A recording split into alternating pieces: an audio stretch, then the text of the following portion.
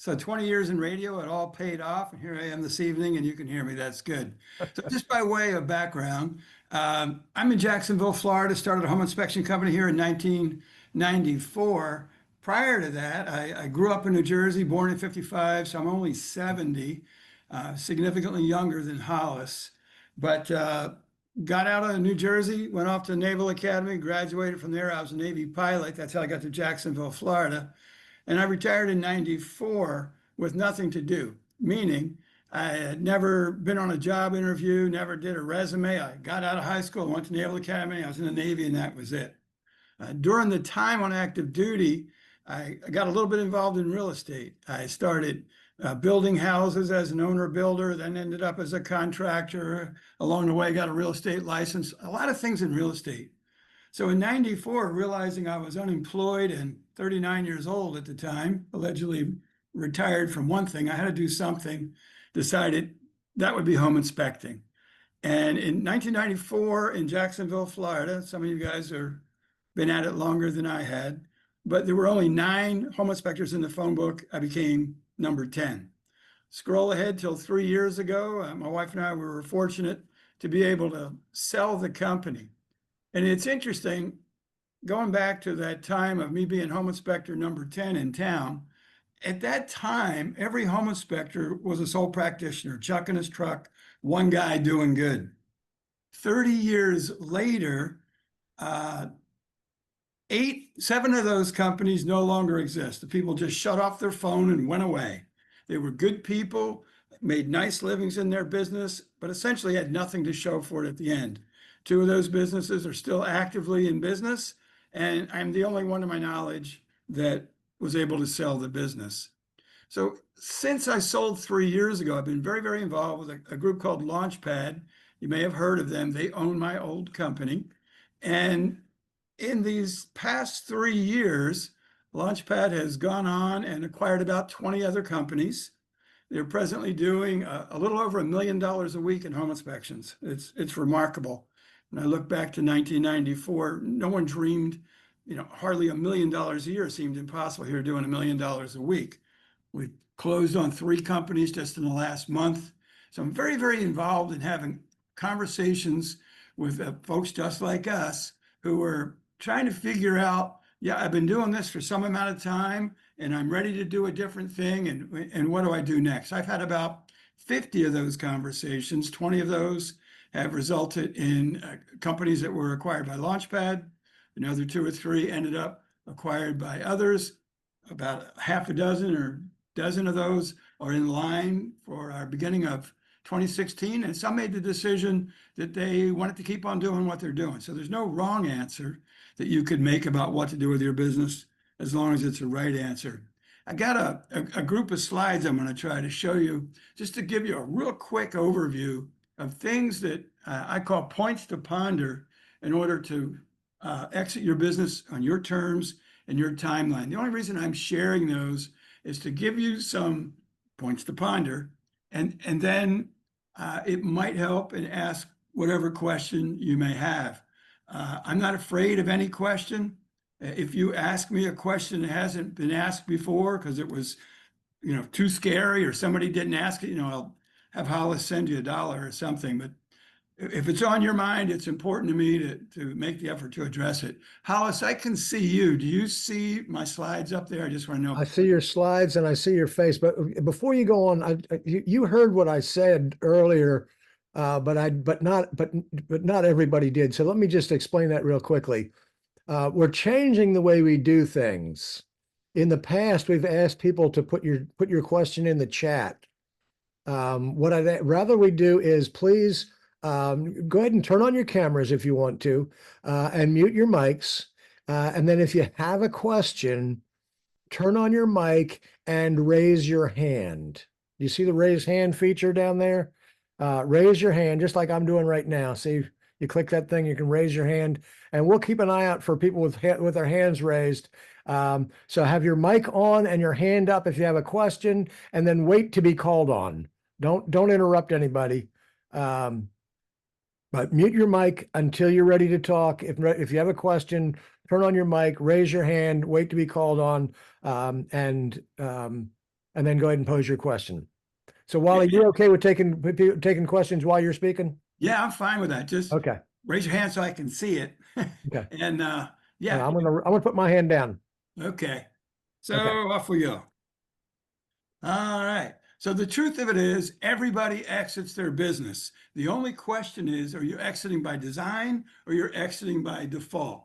For too many home inspectors, my observation over these 30 years, most wait till they're dead or they're sick to exit, and it would be a travesty to die in an attic, unless you just really want to.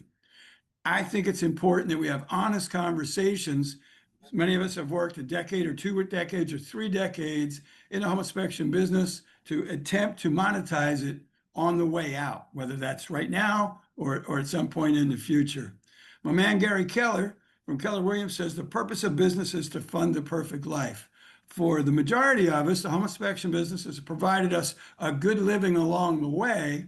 But for too few of us, our home inspection business had a cash or other equitable payout on the way out. And that's what I'd like to help you see, that there's many, many ways to exit on the plan. So the most common question I ask to people when we're in one-on-one conversation is unencumbered by the economics, meaning if the Brinks truck shows up in your front yard, what are you going to do next? And sadly, most people don't know what they want to do next. They've not given it any thought. My wife and I have given it a lot of thought. We set ourselves up for a really good life and living at the end. Hey, Hollis, I just lost everybody's picture except my own. Are you still there? Yes, we're still here. Okay, good. I'll just keep talking unless you chirp back in, because I'm not seeing raised hands. So if you see I'm not seeing any people. So if you see a raised hand, chirp in on their behalf or just tell them to start talking. I'll do it. So the next big question is to ponder, what's your superpower? What's your passion? If you didn't have to run your home inspection business and you had no worries about economics, what would you do with your time? That's critically important. Some answers that I've got along the way from people that we've helped exit their business. Gary Sloan and his wife in Atlanta, their dream was to have a motor home and travel the country doing pickleball tournaments. That's exactly what they're doing.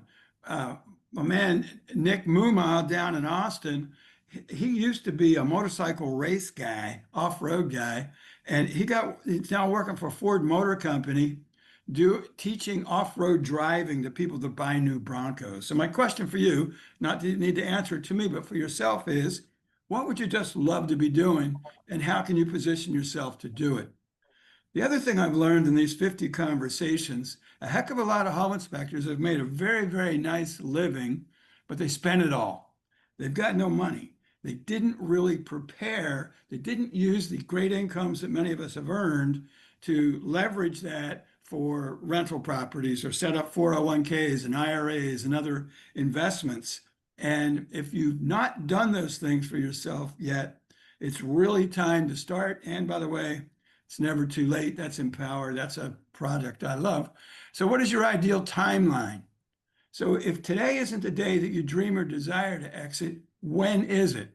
I would also share with you that today, if you've not already prepared, is the day to begin preparing the business and preparing yourself, your family, and your personal finance, so that if time accelerates on you due to injury or disease or other opportunity, that you position yourself so that you can maximize your exit economically.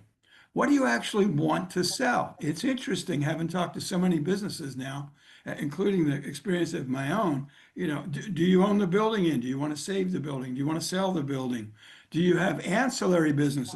We have many, many people that we've dealt with who have a home inspection company, a pest control company, an HVAC company, pool service company, a sign company, all sorts of other companies. Be thinking about what you'd like to keep and what you'd like to sell. Who is your ideal buyer? So if you wanted to exit, whether it's today or sometime in the future, what does the avatar look like? What does that perfect buyer look like? And how do you prepare your business to make it look best to that pool of ideal buyers? You know, it's interesting with us home inspectors, many of us spend a lot of time trying to individualize what we're doing or our secret sauce or whatever. Many of those things actually end up making the business less attractive to a buyer. So figuring out, who are you preparing for? Who can I sell to? Some common answers is family members. We've dealt with several of these. Candidly, we failed at several of these. My observation experience in home inspection has said the vast majority of home inspectors are men who commit spouse abuse by luring their wife into the business or shaming them in. Now, you got two of you in there. They also, many of those families, have the fantasy that a son or daughter takes over the business. And it's not necessarily the son or daughter's fantasy to own or run a home inspection business. So it can be great when it's great. We've done several of those that have been immensely successful. Some of you may know AJF, the Furmans out in Phoenix. They transitioned to the next generation as a part of the sale. It was really quite amazing. Hey, And Wally, we got a question here. Richard Stockton, you got a question? scream it out, Richard. I'm sorry, I can't see you. Unmute. Richard, you got to unmute yourself. All right, well, there we go. Sounds like you're talking about the company. I've been approached by that wants to buy your business, but partnership and or you know, some sort of management thing they were putting on the you know, they had different programs where you could sell it outright or own part of it or sell it to them and you work for them. Is that what you're talking about? Specifically at Launchpad, that's not what we do. The purchases are outright 100%.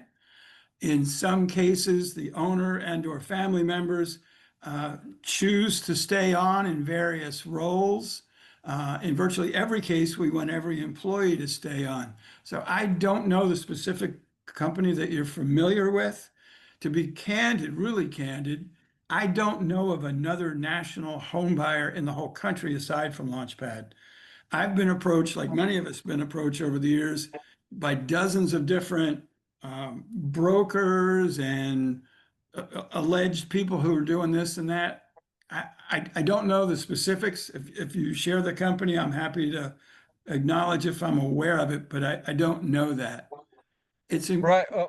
The only reason I ask is I've kind of felt they were not, as far as their sales pitch in the emails I get, there it wasn't a reputable type of system, and so I didn't pursue it. Thought about it, yeah. but didn't pursue it. Well, it may be reasonable to, oh, I just got all the pictures back. Now I can see. Great. It may be reasonable to follow up on all of them. And just, if nothing else, it'll sharpen your wit at having those conversations and finding out what's nonsense and what's not. I can tell you from a Launchpad perspective, as I say, we've purchased almost $50 million in companies in the last 3 years. We have no difficulty doing that. The preponderance of proposals come from, not from Launchpad, but across the home inspection industries.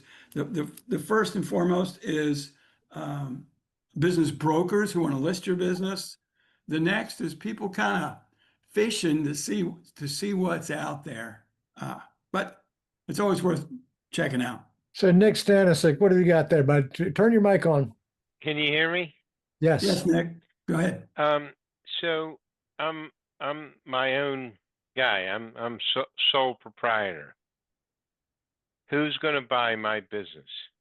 Well, My agents want me. They don't want a multi-inspector firm. it is I very, I go ahead. do very high-end homes. I kind of specialize in that. Yeah. But if they don't get me, they'll go somewhere else. So how do I sell my business? Nick, you're in the most challenging position there is. The only thing that would make it more challenging is if you're in a little tiny market. So yes, selling a singular business is the most challenging. But I'll give you some examples of how it can be attractive. You know, your results may vary. So we'll use Atlanta as an easy example. We do probably $10 million a year in business in Atlanta. And it's very easy when a company has a large market presence to fold an existing company into it. You are correct that you are the business.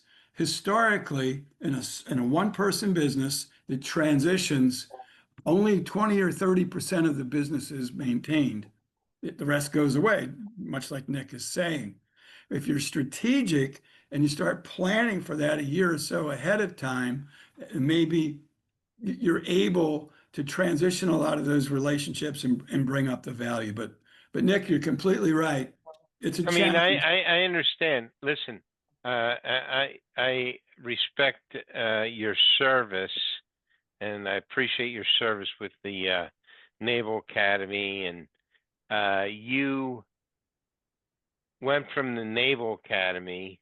I've been in construction as long as you've been at the Naval Academy, and I feel that I have a ton of experience Yeah, in the building business. I'm a Class A licensed builder in 7 states. I'm only But licensed in 4. You got me beat. okay, so I don't know how you did that, but I went through formal training and I worked from ground up. And Nick, I want to be respectful, but let's get to the question. how can somebody buy my business without having me be there with my expertise? There is a buyer for every business. The price may not be one that would impress you, is the true answer. Uh, do I contact Launchpad? No, I'll leave my number in here, or Hollis can get it out. Before we're done, I'll make sure you have my contact information. I'm happy to talk to anybody one-on-one and attempt to give you guidance that might help you exit your business, I'd even if love to we're not do the that. right fit. All right, Okay. thanks, Love Nick. to do it. Thanks, Nick. Let's move on. Yep. Other places that people can sell their business besides family members, employees, which have its own challenges. The challenge with selling to employees is your employees usually don't have much money. If you can work through that, you can often do it. What I see more often than not, when a business is sold to employees, the owner holds the note. They're holding a mortgage or a loan.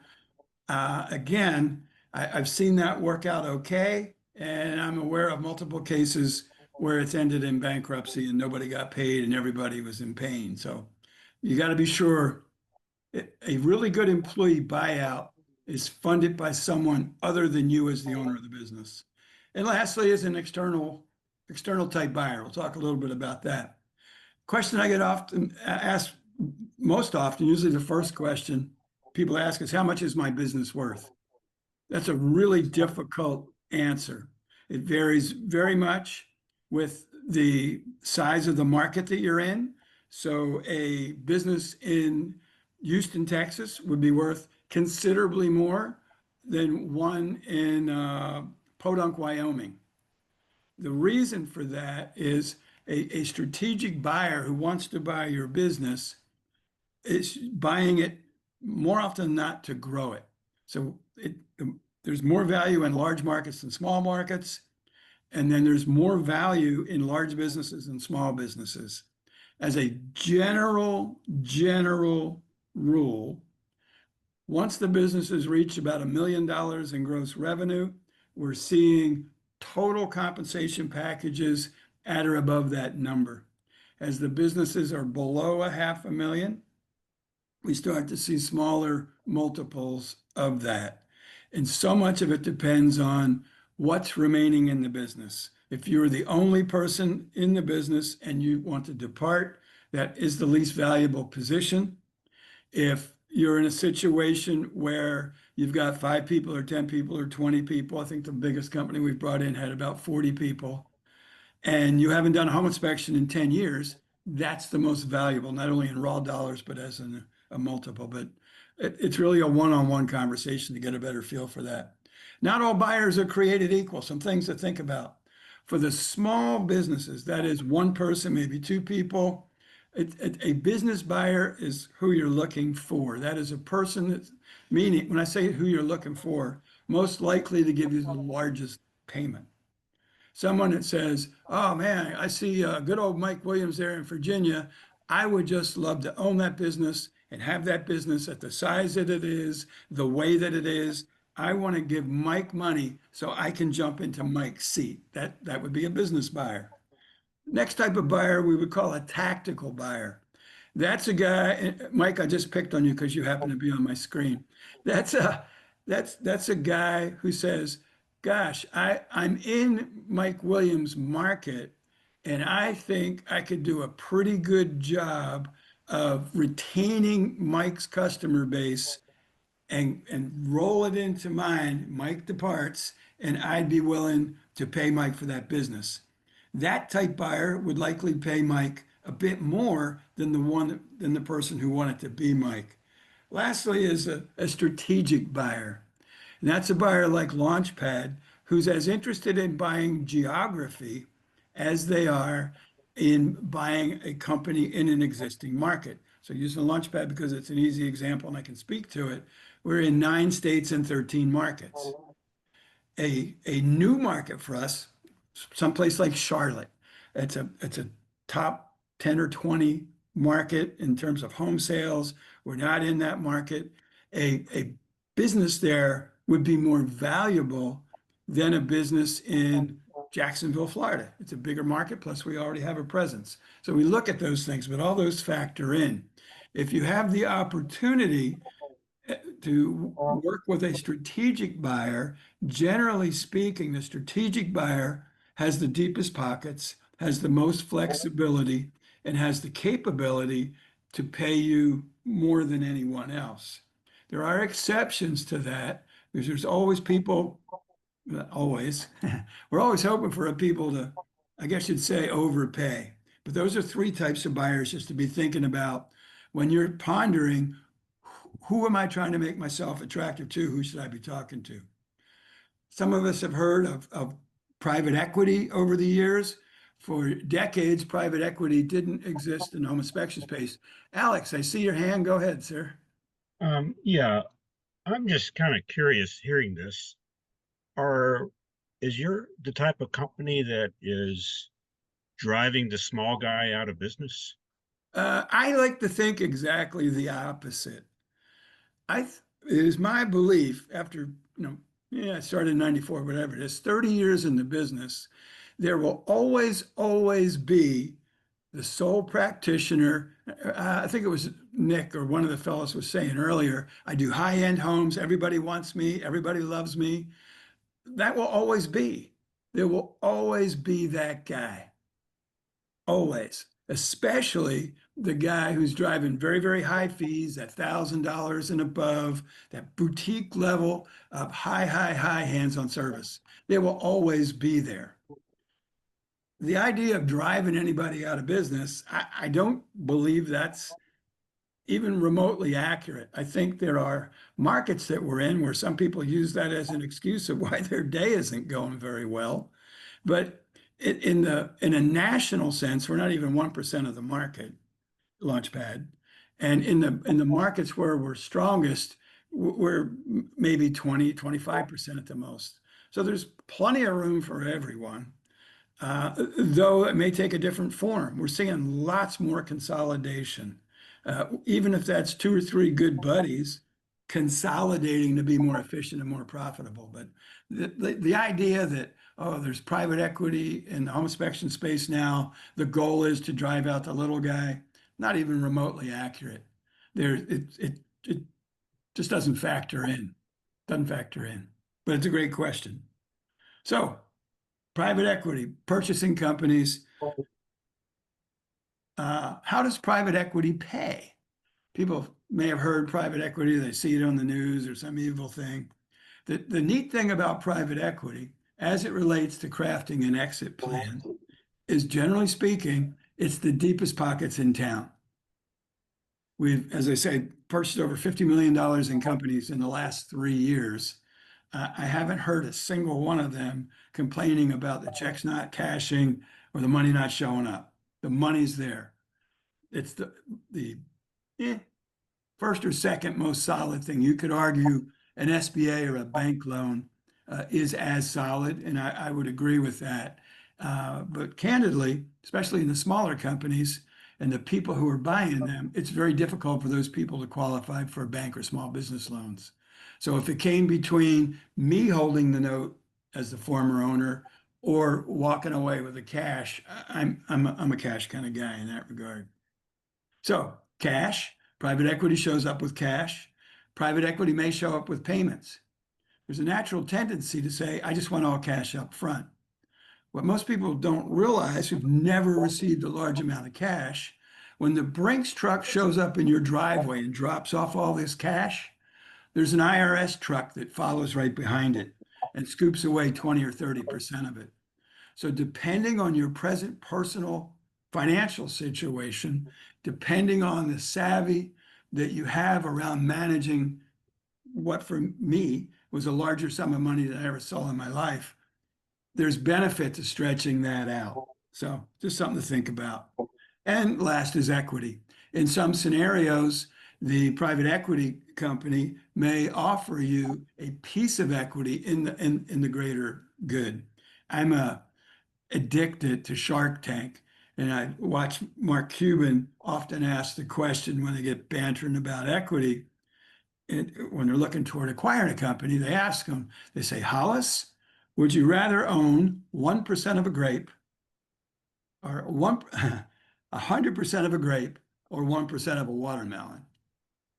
And a watermelon that's growing rapidly. So those are individual questions, gets right down to the deal structure level between them. But the advantage of equity, if it's ever offered to you in a company that you believe in, you end up with significantly more money over time and the possibility of multiple large paydays. So many of us are advocates of listing inspections. We know all the reasons why. But truthfully, very few of us have staged our home inspection business to prepare it to sell. And the first order of business in that is your accounting. And every home inspection company I've spoken to, and at least 50 now, I've actually been into the books, behind the curtain and seen what's there. They're all very proud of their books. And they tell me about this great relationship that they have with their accountant and all this other jazz. But here's something to bear in mind. You've paid your accountant for the last 5 years, 10 years, 30 years, or in Nick's case, it could be 50 years. You've paid your accountant to do a singular thing. It's to minimize the tax that you pay, which means you've trained your accountant to structure your books to show how little profit you have. When you want to sell your business, it's exactly the opposite. You're looking to demonstrate how profitable that business actually is. So you need to be dealing with people who understand how to extract all the money that you've hidden over the decades. This is what I took in cash, and this is my personal vehicles, and this was when my wife and I went to Dubai, or whatever the heck you did. Your buyer and your buyer's accounting team need to understand how to add that value back into your business.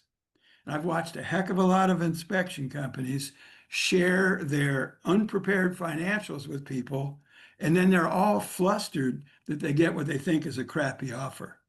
I promise you, if I looked at your books and they don't suck from an acquisition standpoint, it will be the first set that we looked at that was optimized for acquisition. So something to think about. I'm going to go real quick through these staging things just so you can get some ideas of the kinds of things that we're looking at and we're looking to place value on for the sole and singular purpose to pay as much as possible. So the financials, is there existing debt? If you have subcontractors, your business is probably almost impossible to sell. What benefits are you offering? Is the acquirer going to offer the same or more? That has to do with attention. Your database management, your CRM, all of those other things, your presence on the web, your report system. If your report system is something you crafted on a Word document, very, very difficult. If there's probably 3 to 5 report systems that are presently available that make your company very attractive. Most of the rest are just vanity and don't serve you much purpose. What are your ancillary services? Are you doing things that your acquirer would like to do that's a value add? Or are you the entry point to do those things that your buyer's not? Pending lawsuits and claims, taxes, unique selling positions, payment options, culture and whatnot. Very important, but that's not all. This is all the stuff we end up looking at through the due diligence process to try to figure out how to pay the largest possible dollar for your company. Franchises are very difficult to sell unless you're selling through the franchise company to other people who are predisposed to do franchises. Very difficult. What's your role in the company? What's your spouse's role? Your average fees, licenses, agent relationships, average inspection per agent, average dollar per agent, lifetime value. All of that data that many companies have ignored for decades is what optimizes the value. When you're looking for a group of strangers or even one stranger to pay you hundreds of thousands or in some cases millions upon millions of dollars, $10 million, they've got to really understand what they're doing to write that check. And honestly, most of us have come up short in that in the home inspection space for years, if not decades. The value of the business is in what's left when you're not there.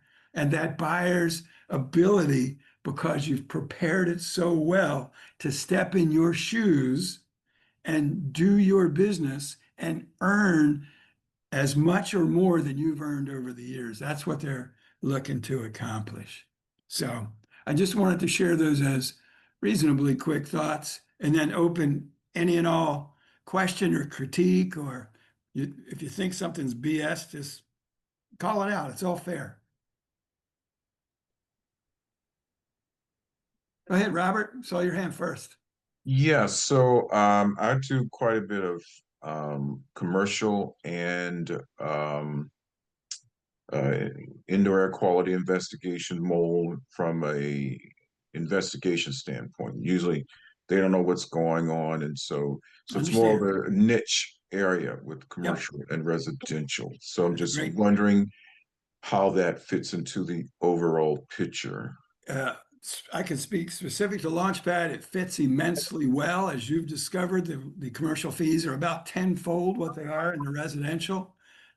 We have, as Launchpad, we own a commercial company called Monument Commercial Building Inspections. As a strange coincidence, it was a company I started that they've now taken across the country. So that's very attractive. And IAQ is also very attractive. So, you know, it just depends how it's structured. So yeah, those make your business potentially more attractive than doing only single family home inspections. Richard, go ahead, sir. Yes, sir. I did want to get that information, your business and contact information. I'll put it in the chat. Oh, okay.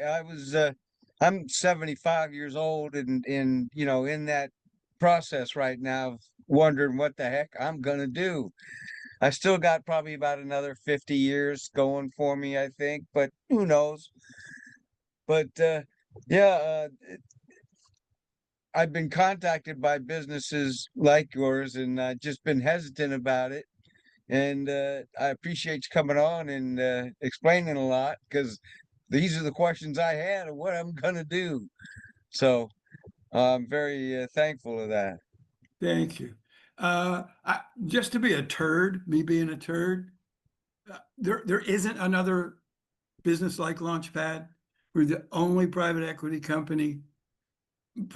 backed company in the country actively buying every single month. There are that's what I was looking many at. other options, but none of them are structured in doing what we're doing. Yeah, because I was, that private equity is where I thought would go, but these other companies weren't talking about that. Yeah. And my accountant was talking about that. So it's thank you. You're welcome. I would encourage you to answer every one of the goofy emails we all get, knowing most of them are spam, and go out when some of these companies come to town. There's a company called Generational Advisors. Anybody heard of them? Generational Group, I can't show it so good. Generational Group, Generational Advisors.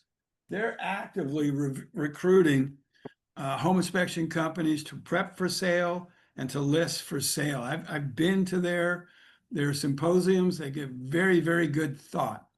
To be a customer of theirs is a $30,000 or $50,000 event. For some, that could be a good value. For some, it wouldn't. But I would actively encourage you to engage with these opportunities. And after you engage with one, if you want my 2 cents, just give a call, send me an email. I'll engage with you one-on-one. We'll talk about it. Daniel, go ahead, sir. Hi, yeah, I'm in a market where the home inspection business is somewhat depressed, perhaps. What market are you in? Washington, D.C., District Okay. of Columbia. Okay. Because most home buyers these days in this area, most of them have been waiving their right to a home inspection for many years. I mean, how does something like that impact in your thoughts about, you know, the value of a business that might be centered in that kind of a market? Yeah, when I owned a company, it was called HomePro Systems. It was a part of way back when, affiliated with HomePro Systems out of Falls Church, Virginia. Got a lot of friends up there, past, present, and maybe more in the future. That particular market, that whole DC, Baltimore, BWI market is a fabulous market. And no matter what's going on, and this applies to every market, everything goes in cycles. But I would guess the home sales and the BWI, that whole megalopolis in 2025 will end up being 50 or 80,000 houses or more. And it's inconsequential to a business that wants to do 1,000 or 2,000 or even 5,000 inspections a year, those market cycles.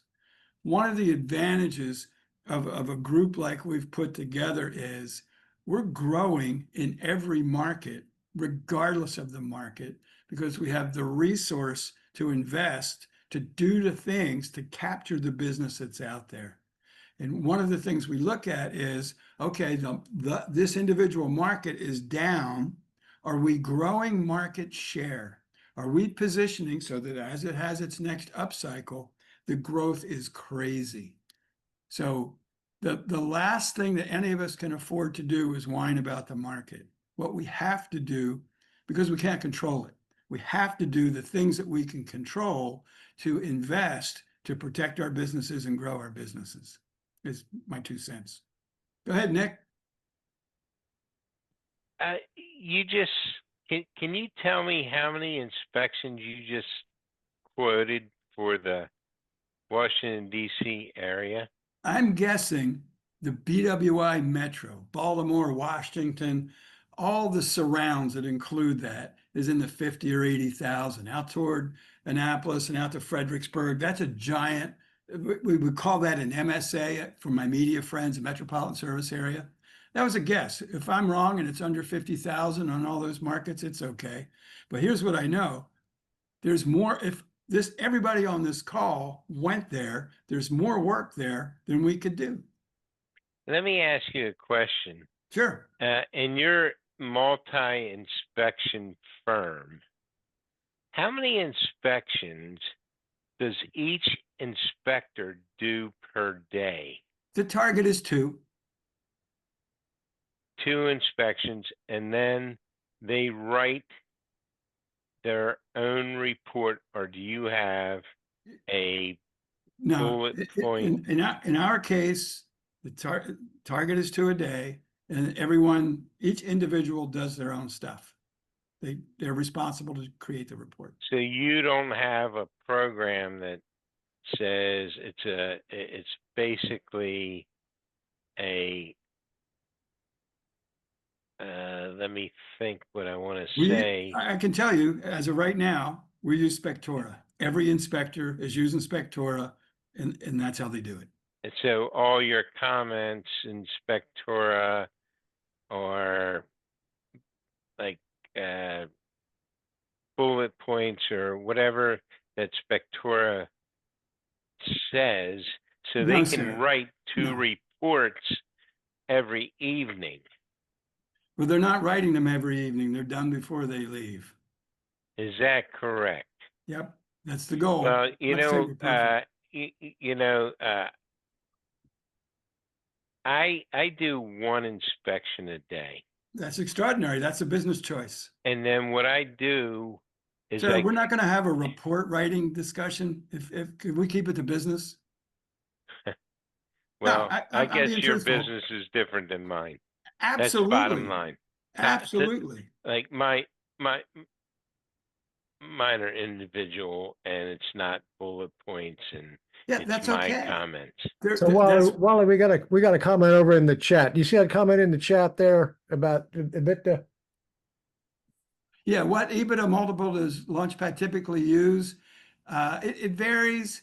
A standard answer is 3 to 5. Some may be less, some may be more. It's so market and individual dependent. But the very fact that Greg's aware of EBITDA and tracking his EBITDA, that's a really good thing. I feel it's very hard Robert Johnson, you're next. to. Robert Johnson. Okay. So All right. I I'm done. Thanks, Nick. Okay. And I want to make it clear to Nick, I am in no way critical of anyone's business model. I'm just sharing that different models have different opportunities at exit. There is nothing wrong with any individual running any business any way that they choose.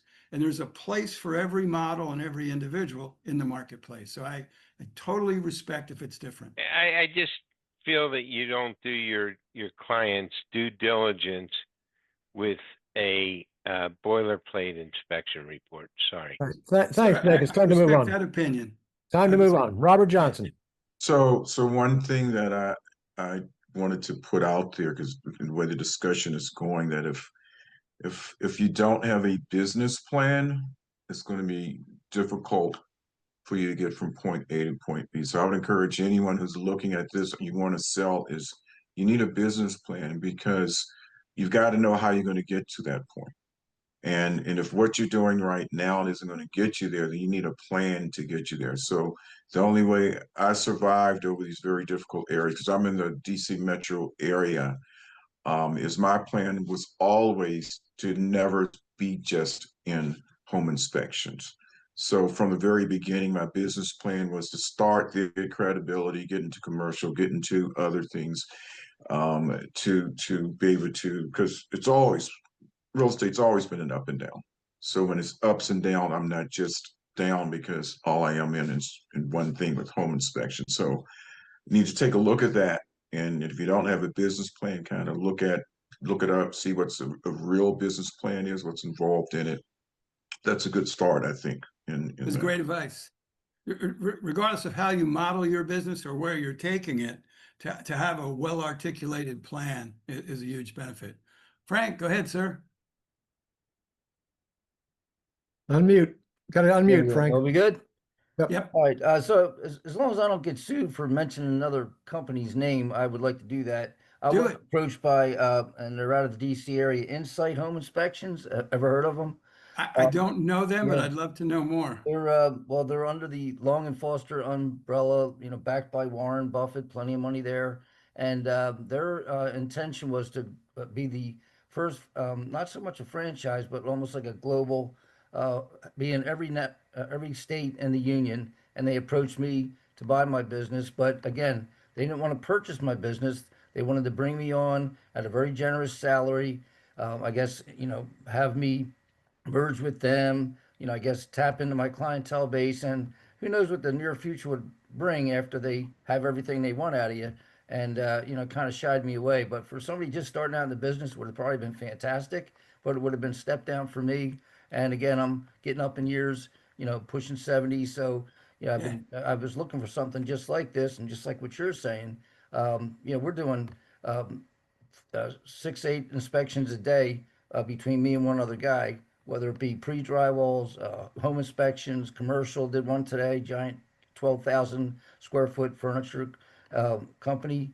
But we're running it all. We're in a very lucrative southern Delaware resort, beach town, where the market's just endless. So, I'm very fortunate to have land here, very lucrative area. And, there's just investors, renters, one, up and down. So I think we're in a, really good area, and something I'd like to talk to you about. Sure. So at Yeah, some and point, that's you'll be interesting. flashing- I'm not familiar with Insight. Could be they use multiple names in different places. What you described is very similar to what BPG has done. It was a subset of Fidelity, the title group. So there's lots of interesting conversations with many different models for acquisition that I would encourage any and everyone to have the conversation to learn as much as you can to attempt to find the right thing. Larry Ciro, how are you, old timer? Thank you. Florida buddies. Hey, Wally, how's it going? What a surprise, man. Yeah, man, good to see you. Good to see you. I was wondering, do you have a certain protocol that you follow when you're trying to acquire a company?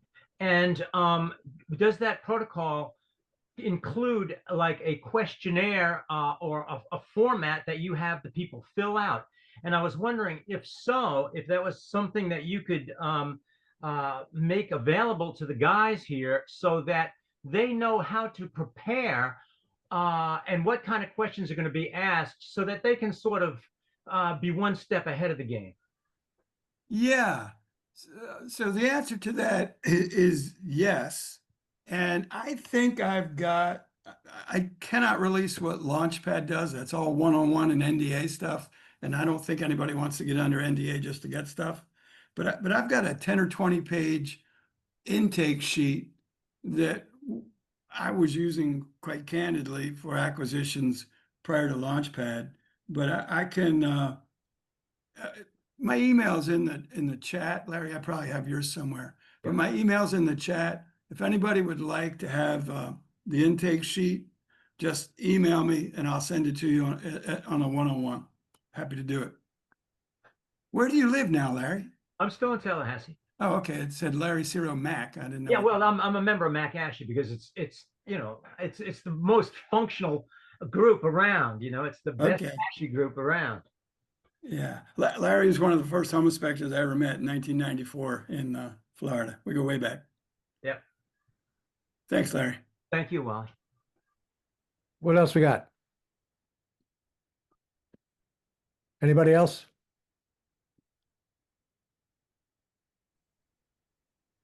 What else you got, Mark? Sean, go ahead, Sean.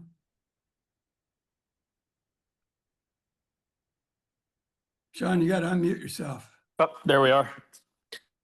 Are there younger participants in the group tonight? And do you have specific advice you would give to us if we wanted to create a pathway to get to this position in 15 years or so? I'm 46 and that is my goal. Right. Candidly, I would start hanging around people who are building large businesses and people who have exited their businesses. The two places I know to do that are IEB, Inspection Empire Builder, and IGO. The preponderance of the 20 companies that we've purchased have come out of those pools of people. They're focused, both of those groups, and I'm not picking favorites in groups of whether it's ASHI and NACHI and FABI and HE and AHI and all that. Forget all the politics of these things. Those two groups never talk about electric panels and never talk about anything except business and money. And if you want to learn to build a business that functions truly like a business and has value, especially in preparation to sale, those two groups are very, very good at that.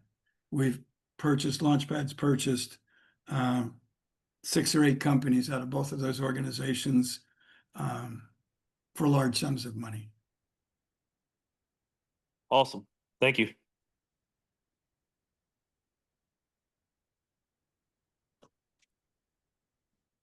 What else? I'll quit whenever you're ready, or I'll answer to the best of my ability until there's no one standing. Whatever you choose, House. I don't see any more questions. While people think about a couple of questions, why don't you give us a number between 0 and 100 inclusive? So that would be could you put but while you're doing that, could you answer Eric's? He just if you could put those two companies you just named, Yeah. put that in the chat. But just give us a number. Anatole, did you have a question? People can, yeah, okay. So people can put a number in the chat. We'll give away a door prize. So if people can put a number in the chat, Wally, don't tell us what the number is yet. Okay. But start thinking about what it's going to be. And once we give away a door prize, we'll see if there are any more questions because we still got a little bit of time left. But let's we'll kind of keep things moving here. So everybody put a number, put your number in the chat, and Wally, don't you be looking at the numbers. If Larry Sarah wins, it's going to be No.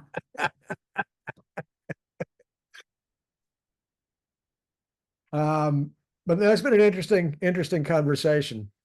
We're going to give away a code checkbook here in a couple of minutes. Are we done there? Do we have all the numbers in?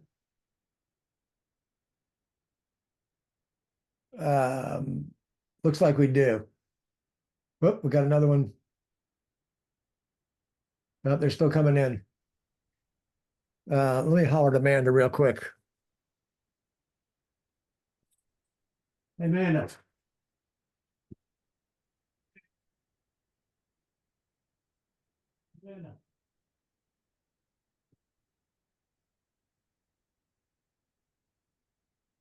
Go ahead, Remy. Yeah, Wally, I was just going to ask you, how do you you're in 9 different states. Some states have obviously different rules, different regulations and stuff. How do you keep track of all of that? Honestly, by purchasing great companies with people in place in those companies. In every instance that we've purchased a company, there's been, sometimes it's been the owner, sometimes it's been another leader in the company, but we have phenomenal people who are running phenomenal businesses, and we purchase those businesses and don't break them. The other neat thing we're able to do in 9 states and 13 cities, and in some cities we've own 2 or 3 companies that we've pulled together, is much like ASHI and other groups, you collaborate and move a little bit of information. We can see things and experiment with things to get better and better and better. But to your specific question, Remy, the regulatory compliance and nuances in market is very, very easy to manage when you have great people that are staying in the business. Well, then JT, sir, go ahead. I'm sorry. Do you find that the businesses that you acquire do better in more regulated states than in states that aren't? Is there? I can't say that that's the case. No. In terms of profitability? No. No. In the states that are highly regulated, they think it sucks. And in the states where there's no licensing or regulation, they think if they had licensing and regulation, it would be easier. And it just comes down to running strong businesses. You evaluate the situation, get great people, and execute. So, JT, Well, do you sir. get involved in the states that do have regulation in terms of trying to influence those regulations, using the power that you have as a larger corporate entity? No, we really haven't done much of that. It's very, very hard to be focused on building your business and focused in making a lobbying effort that's going to work. We've seen the failure of home inspection lobbyists in state after state. So I'm a fan of it. I used to do a lot of that, but I'm not sure it's been very impactful. Larry can talk a lot about that because he and I were very involved in home inspection, Larry more than I, in the licensing in Florida back in the day. And if we look at the mess that it is now, I'm not sure we had much impact. JT, please. After you sell your business, are you barred from inspecting further? Yeah, typically there's a non-compete, but depending on the scenario, everything is sort of negotiable depending what you want to do. As an example, one of the gentlemen earlier was very involved in commercial. So maybe they kept the commercial piece and things like that. So the idea isn't to cash out of your business and then take all the customers from it. That doesn't play out so well for a buyer. Okay. It's a great question. Daniel, please. Do you have like a rule of thumb, like the ratio of a value of a business to its annual sales, or is there any kind of like rough ballpark, that you might think in the back of your mind? It's really hard. The smaller the business, the lower that multiple, and the smaller the market, the lowest yet. As I mentioned earlier, I have not seen a business at or above $1 million that had a buyout valued at less. As the businesses get smaller, get down to an individual business, especially one that's in wind down mode, it's tough to get much out of it. Frank? Oh, what do you? Again, do you currently have a presence in Southern Delaware?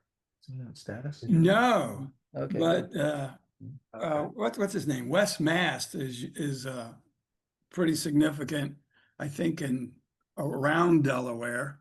And we're interested in everything, just different things take priority. Super interested in Charlotte. I hear that. All right, thank you. Thanks. Nick, please. How many other businesses do you own? Me individually? Yes. I have one. I run a consulting company, and I'm a contractor of record and leadership director in a company that builds about 300 houses a year. Just other odds and ends like that. I call it recreational employment. So I got a lot of things going on. I no longer have any direct reports or anything of that sort. Just It seems like you're very involved in this Launchpad, and I guess it's doing well for you. yeah. I'm sure you get a big piece of that. Hey, Nick, do you have a specific question? Nick, do you have a specific question? We got other people with their hands up. All right.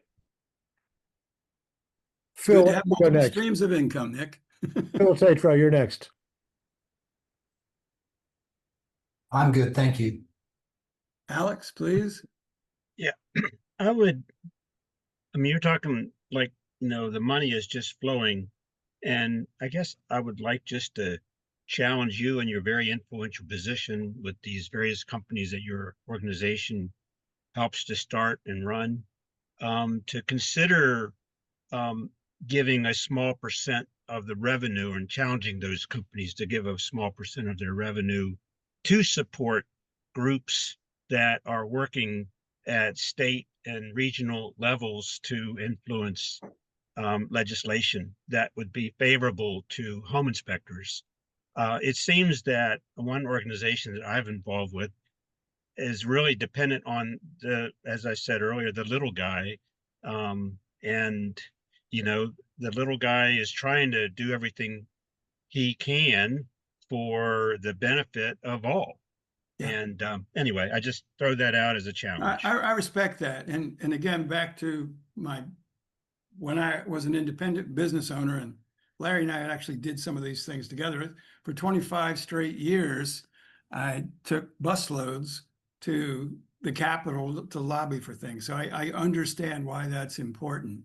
Specific to Launchpad, because we are in so many places and growing so fast, lobbying isn't on our radar at this point, other than the preponderance of our inspectors are members of whatever organization is appropriate for them, depending on the market. So we've got ASHI members and FABI members and InterNACHI members and many other members. So our dues paying of those things does support to some degree, but specific to becoming lobbyists, that's not on our radar, to be honest, but I really respect your thought on it.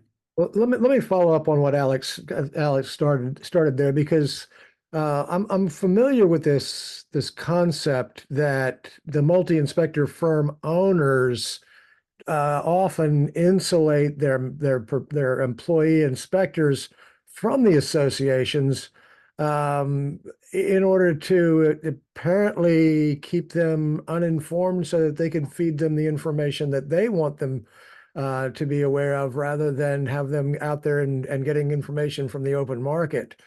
And since it's, and that's fine. I understand that as a business, as part of a business model, but when Alex says, we have these associations that are dependent on member dues to advocate for at the legislative level. If the individual members are employees of these multi-inspector firms that don't want their employees out there mixing and mingling, they end up being represented but not paying their share. Does that make sense? I understand that perspective. As I say, I was very, very involved for many, many years in doing those things and funding those things. And I respect, I get it. Alex, your hand's still up.